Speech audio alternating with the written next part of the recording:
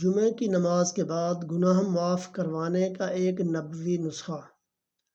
جو آدمی جمعہ کی نماز کے بعد 100 مرتبہ سبحان اللہ العظیم و بحمدہ پڑھے گا تو حضرت محمد صلی اللہ علیہ وآلہ وسلم نے ارشاد فرمایا کہ اس کے پڑھنے والے کے 1,00,000 گناہ معاف ہوں گے اور اس کے والدین کے 24,000 گناہ معاف ہوں گے۔